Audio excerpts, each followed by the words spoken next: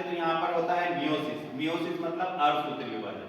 अर्धसूत्री विभाजन को हम दो पार्ट में बांटते हैं। एक यहाँ पर उन्होंने दिया है माइटोसिस और फिर cytokinesis. This is the two major step.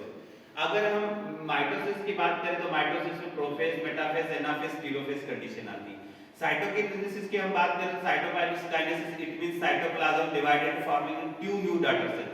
जो साइटोप्लाज्म के अंदर डिवीजन होता है, जो कोशिका द्रव के अंदर डिवीजन होता है, उसको हम साइटोकाइनेसिस बोलते हैं। ठीक है, सेल साइकिल की बात कर रहे हैं हम। सेल साइकिल में यहाँ पर हम देखें तो जो सेल साइकिल होती है उसके लिए अगर हम बात करें तो सबसे पहले जो सेल साइकिल होती है ग्रोथ डेवलपमेंट के लिए होती है, डीएनए रेप्लिकेशंस के लिए होती है, प्रिपरेशन फॉर डिवीजन करते हैं और सेल का आगे डिवीजन प्रोसेस होती है। सेल साइकिल्स के लिए यहाँ पर देखिए सेल साइकिल को दो कैटेगरी में बांटा गया है। एक कैटेगरी इसको बोलते हैं इंटरफेज और दूसरी कैटेगरी इसको बोलते हैं एम फेज। ये देखिए आप, ये यहाँ पर G1, S, G2 इन तीनों को मिलाकर बोलते हैं इंटरफेज और ये एम फेज। इंटरफेज स्टेज को फिर तीन कैटेगरीज में बांटते हैं। ये दिखाया इंटरफेज स्टेज, इसको तीन कैटेगरी में, G1 फेज, S फेज और G2 फेज। उसके दिन बाद M phase. M phase it means हम बोले तो ये माइटोसिस फेज है, समसूत्री विभाजन। इसमें भी प्रोफेज, मेटाफेज, एनाफेज, टेलोफेज और साइटोकाइनेसिस आता है। ये पूरी की पूरी जो होती है 24 आवर्स में कंप्लीट होती है। 23 आवर्स के लिए अगर हम बात करें तो ये पूरा का पूरा 23 आवर्स लगता है और 1 आवर्स माइटोसिस में लगता है। तो टोटल 24 आवर्स में पूरी की पूरी सेल्स हमारी डिवाइड हो जाती है। सेल साइकिल के लिए consist of two main periods लिए हैं, first interphase, second mitotic phase.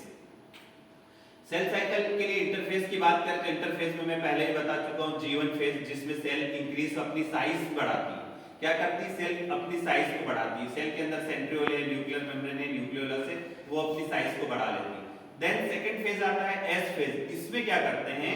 Chromosome का डुप्लीकेशन नहीं हो रहा है, यहाँ पर किसका डुप्लीकेशन हो रहा है? सिंथेसिस किसका हो रहा है? डीएनए का सिंथेसिस हो रहा है। तो देखिए आप, replications of DNA, two sister DNA are called chromatids are produce हो जाते हैं यहाँ पर, मतलब एक डीएनए से दो डीएनए का फॉर्म।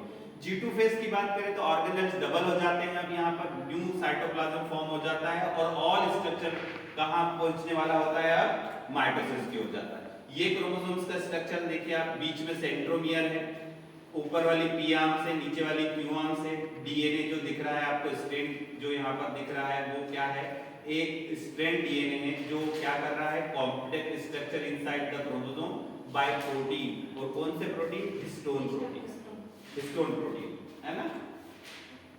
अब आगे हम अगर और इसके स्ट्रक्चर देखें तो हम बता सकते हैं कि जो ये सेल साइकिल जो दिखाई है सर आपने, इस सेल साइकिल का पूरा डिवीजन होता है और हमारा जो एक डीएनए है